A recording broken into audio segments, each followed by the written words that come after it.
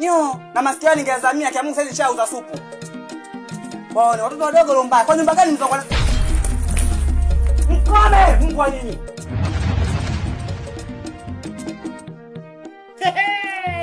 Ai, wewe unaweza kumiliki zigo hili ndugu yangu. Yaani kuliko kutembea na wewe. Wewe unaenda zangu sokoni kanunua zangu tangu, ila sio wewe. Huna jeuri ya kutembea na mimi huko. Kwa adabu wewe. Sichezeni. Kwa adabu wewe. Ushenzi wewe. Umbavu. Wewe unataka kunjila nini?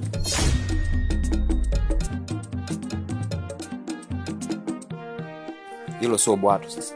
Yaani hiyo ndo walamu ya hapa nyumbani. Ila Bindhalu umeshafika. Amina mke wangu. Swala la wewe kunishauri mimi halihitaji idhini yangu. Bali ni wajibu wako kwangu kama mke wangu kunishauri. Niambie, una jambo gani la kuniambia?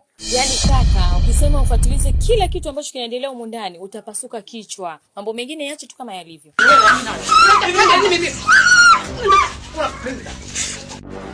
Okay, umnani unanitafuta. Naenda kukuacha sasa hivi.